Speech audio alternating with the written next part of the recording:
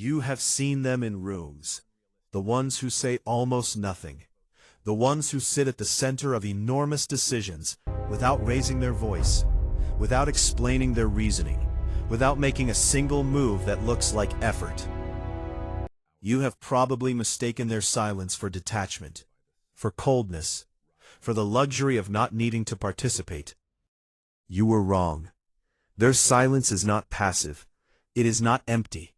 It is the most deliberately engineered tool in their entire arsenal. And they use it with a precision that most people will never understand, because most people have been trained to believe that speaking is the proof of intelligence, and that silence is what you resort to when you have nothing to say. The ultra-wealthy understand something that centuries of conditioning have tried to remove from the rest of us.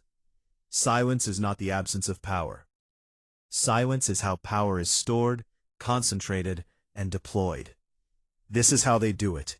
The economics of information. In every negotiation, every boardroom, every conversation where something of value is at stake, information flows in one direction or the other. Every word you speak is a transaction. Every sentence you offer reveals something about what you want, what you fear, what you know, and what you do not know. The ultra-wealthy treat information the way they treat capital. You do not spend capital impulsively. You do not release it without knowing precisely what you will receive in return. Every piece of capital deployed is a strategic decision, timed, targeted, and measured against what it produces. Their silence is the refusal to spend information without return. When they do not speak, they are not withholding out of arrogance. They are preserving asymmetry. They know something you do not know.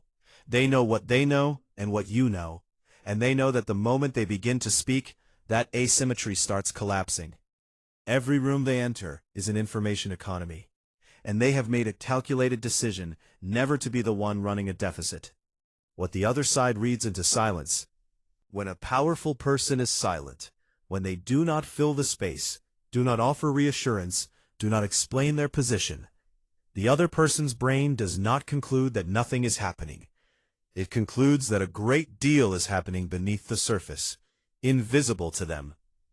Silence from a powerful person reads as depth. It reads as calculation. It reads as the tip of an enormous iceberg, the visible fraction of something vast and considered that they have not yet chosen to reveal. And the mind that encounters this perceived depth does something automatic and almost impossible to resist. It fills the silence. It offers more information to try to penetrate the quiet. It speaks to get a reaction. It concedes to create movement. The silence has done nothing except exist, and yet it has produced confession, concession, over-disclosure, and momentum, all without spending a single word. This is not manipulation in the crude sense. It is the recognition that human beings are deeply uncomfortable with uninterpreted silence from someone they perceive as powerful. That discomfort is productive, and the ultra-wealthy let it work. The architecture of controlled restraint. Silence as a weapon is not simply the absence of speech. It is the presence of stillness, and stillness is an architectural achievement, built from something most people never fully develop: comfort with not being understood in the moment. The ultra-wealthy do not need the room to know what they are thinking. They do not need approval of their silence. They do not need to resolve the discomfort that their quiet creates. They are willing, genuinely willing, to be misread in the short term, because they operate on a longer timeline than anyone around them. This is the key mechanism. The room wants resolution. The room wants the silence to end. The room will offer almost anything to produce that resolution, including things it never intended to offer. But the powerful person does not want resolution on the room's timeline. They want resolution on their timeline, and their silence is how they enforce the gap between those two.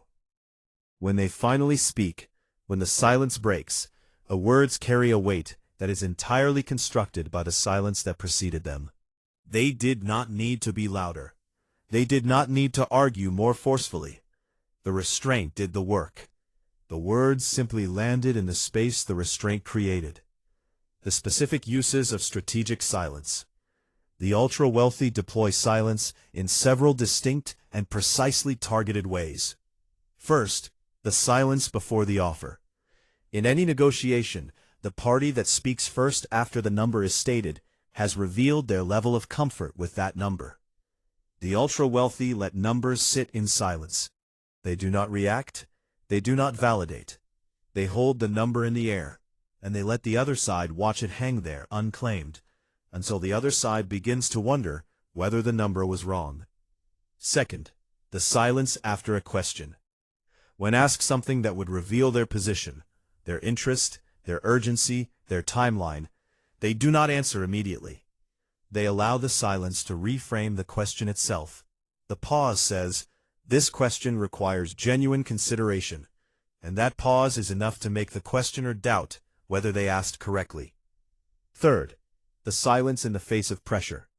When someone applies social or emotional pressure, when they push, argue, appeal, or threaten, the ultra-wealthy do not defend.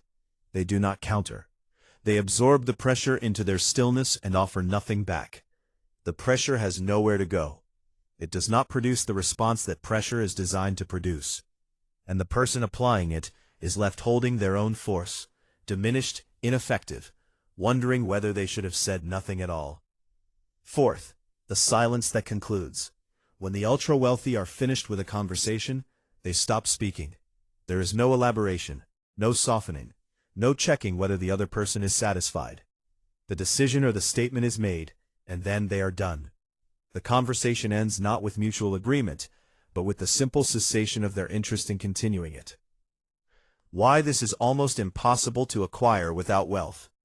Here is the uncomfortable truth that the ultra-wealthy rarely discuss directly. Strategic silence requires a kind of security that most people genuinely do not possess. To be comfortable in silence, to let disapproval sit, to let pressure go unanswered, to let misunderstanding exist without correction, requires the belief that the outcome does not depend on the other person's opinion of you.